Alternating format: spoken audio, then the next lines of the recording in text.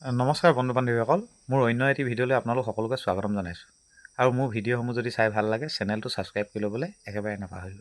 কৃষ্ণ আহকচোন এতিয়া কাহিনীটো ফাললৈ আগবাঢ়োঁ।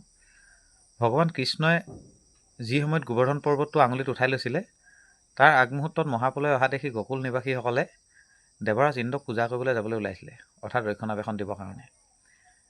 যাবলৈ ওলোৱা দেখি ভগৱান কৃষ্ণই গকুলবাসীক মানা কৰিলে আৰু ক'লে যে তোমালোকৰ যদি পূজা কৰিবলগীয়া আছে তোমালোকে গোবৰ্ধন পৰ্বতটোকে কৰা, কাৰণ গোবৰ্ধন পৰ্বতটোৱেই সেই সময়ত গকুলবাসীৰ লাইফলাইন টাইপ আছিলে। কিয়নো তাতে গৰুবিলাক চৰে আৰু সেই গৰুবিলাকৰ পৰা দুগ্ধ পায় আৰু দুগ্ধ বিক্ৰী কৰিয়ে বা খায়ে তাৰ গকুলবাসীসকলে জীৱিকা কৰি আছিলে।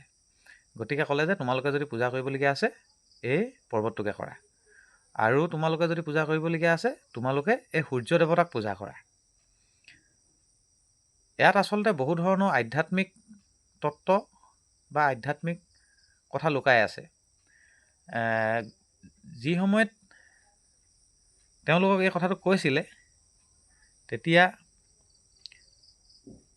তেওঁলোকে তেনেধৰণে কৰিছিলে ভগৱান কৃষ্ণৰ আজ্ঞা পালন কৰি। আৰু সূৰ্য দেৱতা আচলতে এই সৌৰমণ্ডলটোৰ প্ৰথম ৰচনা বা প্ৰথম সৃষ্টি। আৰু সূৰ্য দেৱতাই ঈশ্বৰ কৃষ্ণৰ সকলো অৱতাৰে দৰ্শন কৰিছে। মৎস্য অৱতাৰ, বৰাহ অৱতাৰ, নৰসিংহ অৱতাৰ, ৰাম অৱতাৰ, সকলো অৱতাৰে দৰ্শন কৰিছে।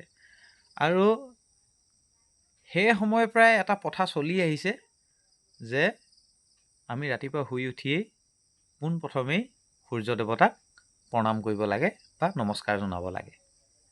সেই তেতিয়াৰ পৰাই এই প্ৰথাটো প্ৰচলিত। ভিডিঅ'টো চাই কেনেকুৱা লাগিলে কমেণ্টত জনাব, আৰু যদি চাই ভাল লাগিলে মোৰ চেনেলটো ছাবস্ক্ৰাইব কৰি ল'বলৈ আকৌ কৈছোঁ, একেবাৰেই নাপাহৰিব। কৃষ্ণ